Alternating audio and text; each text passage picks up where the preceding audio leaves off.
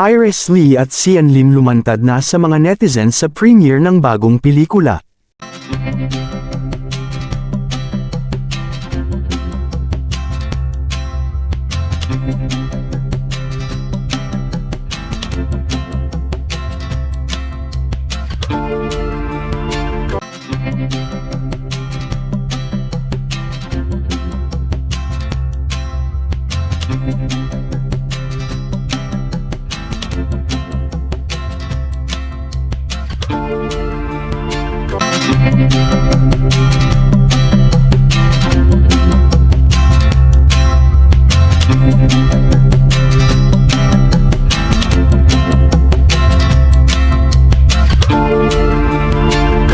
Hindi nga nagdalawang isip si Sian Lim at dinala ang kanyang girlfriend na si Iris Lee sa premiere kagabi ng bagong pelikula na pinamagatang kumantong na siya ang direktor at co-writer ang girlfriend na si Iris Lee.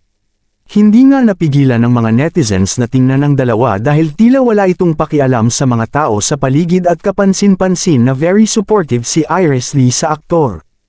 Hindi din nahihiya si Iris Lee na ipakita kung gaano kamahal si Sian Lim at palagi itong umaakbay sa binata.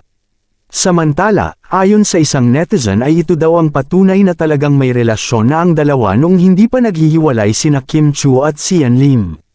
Lumabas din daw ang katotohanan sa lahat ng spekulasyon na namamagitan kina Sian Lim at Kim Chiu.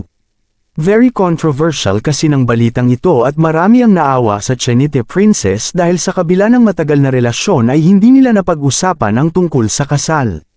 Samantala iba't ibang komento naman ang natanggap ni Sian Lim at Iris Lee sa kanilang pag-amin sa relasyon. Ayon sa isa, he is trying to revive his dying career somewhere else. Ever since the breakup he becomes irrelevant without Kim's name. I don't like him sa umpisa pa lang mukhang maraming discouragement character siya.